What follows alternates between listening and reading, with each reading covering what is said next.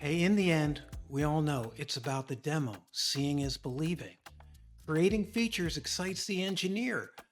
But you got to remember, just like feature creep hurts software, feature frenzy on a call can really ruin it and overwhelm people who might be customers. So the first step to sales isn't talking about the features, it's doing a bit of discovery and evaluation before you even do a demo.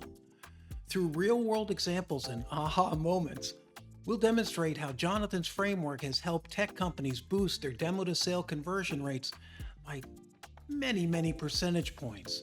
It's not about dumbing down the tech, it's about smartening up the presentation and listening to the customer.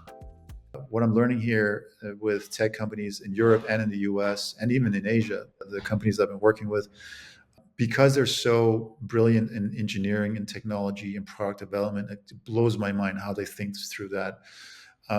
It means they speak that language really well, but they don't really speak sales that well. And so when they get an appointment, they get so excited. Oh my God, they get excited. And for good reasons. They worked really hard. And then they get the meeting and they're like, look, can I just show you all the stuff that we built? Because it's so damn exciting. And they go in, they do demo, and they ba ba ba ba, and the people sitting there politely, yeah, yeah, no, nice colors, that looks good. And then they ghost them like a bad date. And then they realize, wow, what happened? I thought the demo went well. You know what? We need other product, other features. And I'm like, no, time out, time out. You don't have a problem issue. You don't have a product issue or a feature issue. You have a process issue around sales. So we start getting more and more involved in the discovery phase of things. Like, how do you do a good discovery call? And we boil it down to a template that's like 3 pages on PowerPoint. But then we infused it with, I don't know, are you familiar with Spin, the Spin framework, Spin selling framework? SPIN. So Spin was created roughly 30 years ago. It stands for situation, problem, implication, and need payoff. And it works really well in tech companies and B2B. And now we use AI basically to say, okay, you know the framework. Now analyze our client's company. And then this is our client company. This is their website. This is their LinkedIn profile.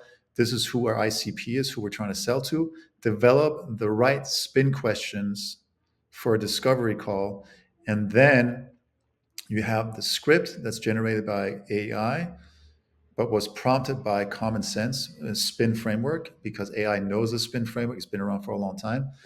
And now our clients basically go, okay, I now know what questions to ask when on a discovery call. And then we teach them the discovery calls to discover if there's a fit. And at the end of the discovery call, you said, I think we have a fit. You mentioned these three things. And if you resolve those, on the next call, I like to show you how we resolve at least two out of those three questions. Let's talk next. When then you book that. That's the close of the discovery call. So I think once you have the appointment, then you can use AI to kind of develop a script for you to do the right kind of discovery. And then there's tools depending on how big your organization is, like Gong. Gong is really good for like listening in on your sales calls and then coaching you on how you could do things differently and better, and how like the ratio between asking questions and being silent and taking notes and intonations and all that, it rates you on your efficiency and based on, and that's a machine learning across many different industries. So if you say I'm a software as a service for fintech, it'll be like, oh, we've got hundreds of those calls in our library. Here's what works best. Here's the types of questions you should ask. So that's AI for as you're doing the sales calls and recording your own sales calls.